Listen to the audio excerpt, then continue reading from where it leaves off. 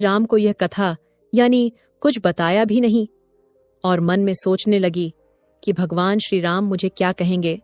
अगर मैं यह कहानी उन्हें बता दूंगी, ये घटना उन्हें बता दूंगी, तो राम मेरे बारे में क्या सोचेंगे। इस भय के मारे उस वृतांत को सीता जी ने छुपा लिया।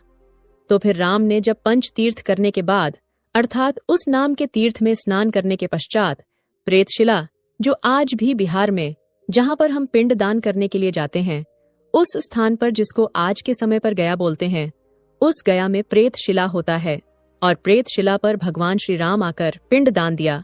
तब राम ने अपने हाथ की अनामिका अंगुली से राम नाम की खुद ही सुंदर स्वर्ण अंगूठी निकालकर दक्षिण की ओर मुंह करके अहत इत्यादि मंत्र से धरती पर 3 रेखाएं खींची और वह अभी भी स्पष्ट दिखाई देती हैं। जो आप कभी गया में जाएंगे तो वहां पर 3 रेखाएं जो भगवान श्री राम ने अपने हाथों द्वारा खींची थीं। दोस्तों, आज भी 3 रेखाएं बनी हुई हैं जो आज भी स्पष्ट दिखाई देती हैं। और उसके बाद उन्होंने कुसा बिछाकर उस पर तेल और घी और मधु और शहद आदि से युक्त सत्य के पिंड दान उन पर रखना आरंभ कर दिया। राम दाहिने हाथ से पिंड लेकर पृथ्वी की ओर देखने लगे। उन्हें अपने पिता का हाथ दृष्टि में नहीं आया।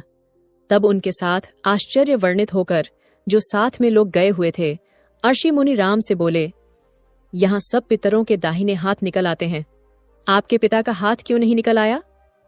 तब निश्चल राम ने लक्ष्मण से पूछा कि हे लक्ष्मण, हे भाई, तुम बुद्धिमान हो, क्या तुम इसका कारण मुझे बता सकते हो?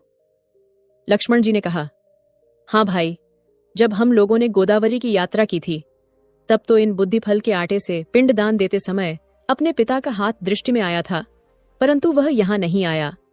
हमें तो इस बात का आश्चर्य है कि आप इसका कारण जानकी से पूछे तो बहुत ही अच्छा होगा। यह सुनकर के जानकी व्याकुल हो गई और बोली कि हे रघुनंदन, क्षमा कीजिएगा, मुझसे कुछ अपराध हुआ है। यह सुनकर के राम ने सीता से पूछा, व्याकुलता और की कोई बात नहीं है, जो बात है मुझसे स्पष्ट कहो दोस्तों। तब माता सीता ने सारी बात स्पष्ट जो थी वह कह सुनाई। ये सुनकर के राम ने पूछा, इस बात का साक्षी कौन है कि आपने मेरे पिता का पिंड दान किया है? हमारे पिता ने तुम्हारे हाथ से पिंड दान कैसे ग्रहण किया है, इसके बारे में कोई बता सकता है?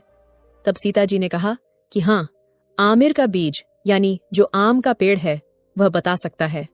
माता सीताराम को लेकर के आम के वृक्ष के पास में गई और जब उससे पूछा गया, परंतु वह भी अस्वीकार कर गया। उसने कहा कि मैंने माता सीता को आपके पिताजी का पिंड दान देते हुए नहीं देखा है।